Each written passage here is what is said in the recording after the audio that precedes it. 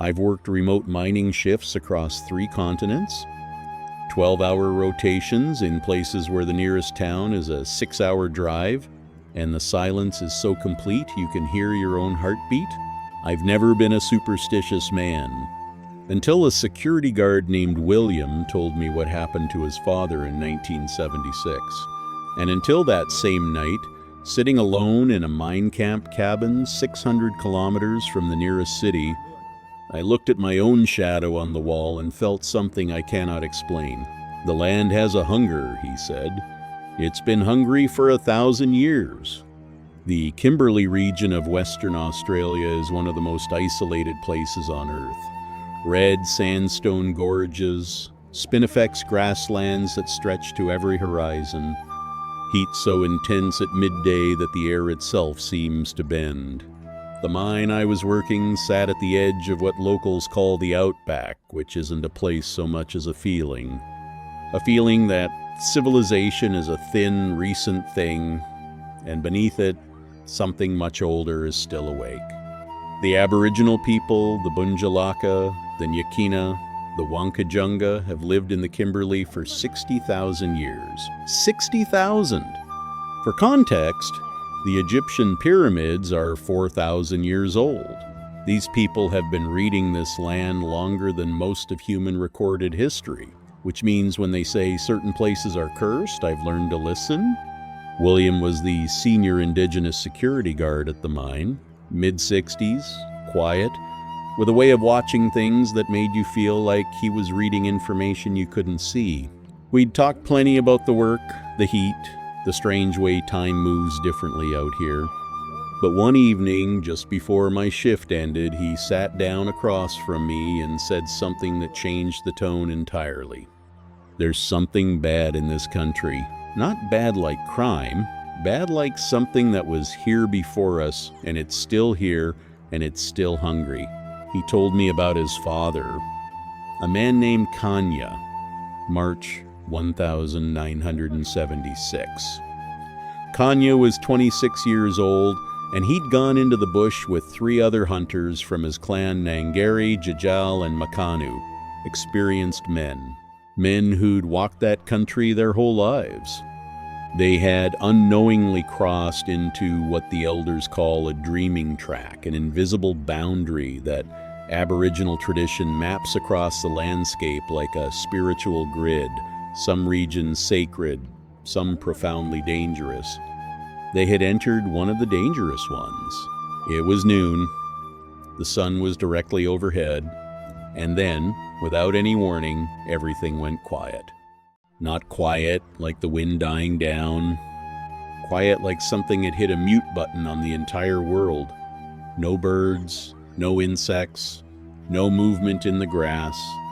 The hunting dog they'd brought, a lean, experienced animal that had tracked across hundreds of miles of bush, collapsed to the ground and began to make a sound none of them had ever heard from any animal. A low, trembling moan, like it was watching something approach from a direction that didn't exist. Then Nangari grabbed Kanya's arm and pointed at the ground.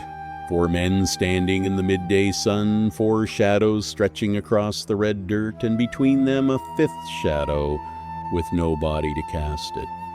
It had the rough outline of a man, but the proportions were wrong. The arms were too long. The fingers at the end of those arms stretched out like talons, long, curved, the shadow of something that had no business walking upright. And when Kanya raised his right hand, the shadow raised its hand too. A mirror, as if it had chosen him.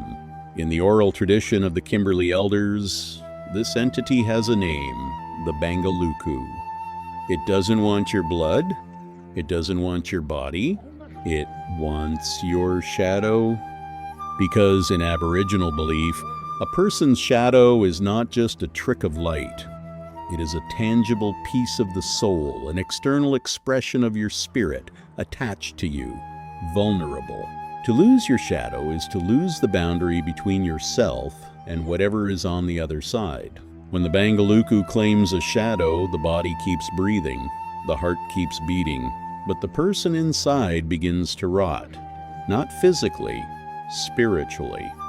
They become a shell that still walks around, wearing a face their family recognizes, but with nothing inside anymore that is truly them. Kanya understood this, and he ran.